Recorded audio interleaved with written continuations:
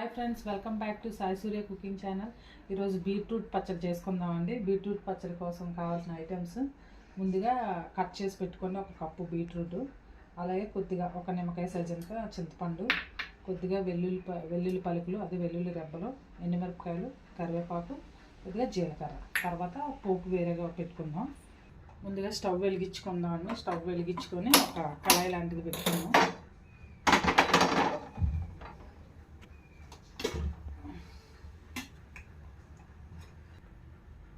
కొద్దిగా ఒక 1.5 table spoon అంత ఆయిల్ వేసుకోండి. అలాగే అందులో కొద్దిగా కొంచెం పచ్చళ్ళలోకి వేయించుకోవడానికి కొద్దిగా శనగపప్పు ఒక 1/2 స్పూన్ వేసుకోండి. నెక్స్ట్ ఒక 1/2 స్పూను జీలకర్ర, అలాగే ఒక 4 ఎండుమిరపకాయలు,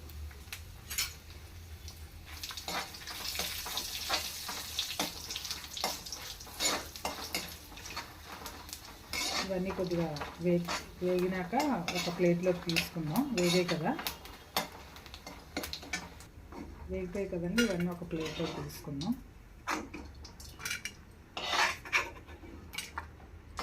అలాగే ఇదే ఆయిల్లో మనం బీట్రూట్ కూడా ఫ్రై చేసుకుందాం. అదే ఆయిల్లో బీట్రూట్ని ఫ్రై చేసుకుందాం.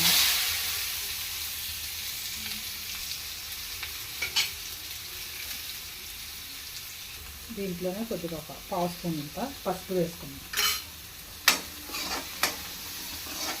ఇది బాగా ఒక 10 నిమిషాలు వేగాలండి. వేగితే కొంచెం పచ్చిగా ఉన్న స్మెల్ పోతుంది, తర్వాత బాగా ఫ్రై అవుతుంది కదా, పచ్చడి కూడా చాలా టేస్ట్గా వస్తుంది అన్నమాట. బీట్రూట్ అయితే ఇంకా చెప్పనవసరం లేదు. బీట్రూట్ వల్ల చాలా ఉపయోగాలు ఉన్నాయి కదా. బ్లడ్ బాగా పట్టడానికి బీట్రూట్ మెయిన్ ఇంగ్రీడియంట్ కదా. జ్యూస్ లాగా కూడా తీసుకోవచ్చు, ఇలా ఫ్రై కానీ కర్రీస్ కానీ పచ్చడి కానీ ఎలా తీసుకున్నా సరే చాలా బెనిఫిట్స్ ఉంటాయి. బీట్రూట్ వల్ల హిమోగ్లోబిన్ లెవెల్స్ కూడా బాగా పెంచుతుంది కదండి. అంటే రక్తం కొంచెం చాలా తక్కువగా ఉండి రక్తహీనతతో బాధపడుతుంటారు కదా. సో వాళ్ళు ఎక్కువ బీట్రూట్ని ఎక్కువ ఫుడ్లో తీసుకుంటూ ఉంటే డైలీ ఒక 1 or 2 పీసెస్ కూడా అలా తింటే బ్లడ్ అనేది బాగా పడుతుందండి. సో పిల్లలకైనా పెద్దవాళ్ళైనా సరే. ఓకేనండి, వేగుతుంది కదా, కొద్దిగా ఇందులోని రుచికి సరిపడినంత సాల్ట్ కూడా వేసుకున్నాం. ఫైనల్గా వేగిపోయిందండి. స్టవ్ ఆఫ్ చేసుకొని పచ్చడి మిక్సీ చేసేసుకున్నాం. ఓకేనండి, ఇవి బీట్రూట్ ఫ్రై చేసుకున్నది వేసుకున్నాం కదా, అలాగే ముందు వేయించుకున్న మిర్చీలు, ఎండుమిరపకాయలు, పోపు కూడా శనగపప్పు, జీలకర్ర వేసాం అప్పుడు. అలాగే నానబెట్టి తీసుకున్నాం కదా ఒక లెమన్ సైజ్ అంతా, ఈ చింతపండు కూడా వేసేసుకున్నాం. ఓకేనండి, దీన్ని మిక్సీ పట్టేసుకున్నాం అండి. మిక్సీ పట్టేసుకున్నాం కదా, ఇప్పుడు దానికి పోపు తాలింపు వేసుకుందాం. స్టవ్ వెలిగించుకొని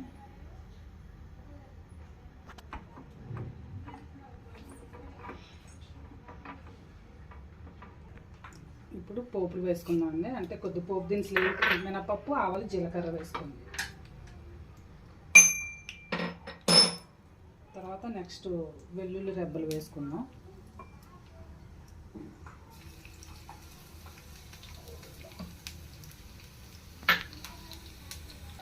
కొద్దిగా ఇంగు వేసుకోండి, బాగుంటుంది పచ్చడికి, కొంచెం టేస్ట్ కూడా వస్తుంది, యాడ్ అవుతుంది.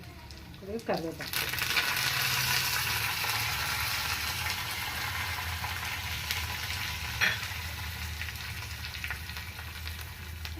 రెడ్ చిల్లీస్ వేసుకోకపోయినా పర్వాలేదండి. ఆల్రెడీ మనం పచ్చళ్ళలో ఎండుమిరపకాయలే వేసాం కదా. సో పోపుకి వెల్లుల్లిపాయలు, కరివేపాకు, మెయిన్ ఆవాలు, జీలకర్ర, మినపప్పు అయితే డెఫినెట్గా వేసుకోవాలి. అదే మంచి ఫ్లేవర్ వస్తుంది. ఓకేనండి, పోపు రెడీ అయిపోయింది. స్టవ్ ఆఫ్ చేసుకొని పచ్చళ్ళలో కలిపేసుకుందాం. ఓకేనండి, ఇగో పచ్చళ్ళలోనే ముందుగా రెడీ అయిన పచ్చళ్ళలో వేసుకుందాం.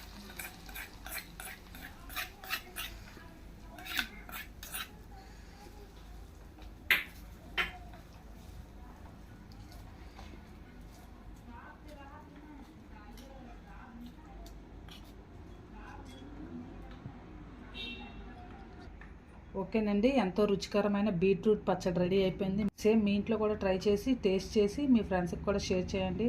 అలాగే నచ్చితే కనుక ఒక కామెంట్ పెట్టండి. అలాగే like and subscribe my channel. Bye friends, మళ్ళీ నెక్స్ట్ వీడియోలో ఇంకో వంటతో కలుద్దాం. బాయ్.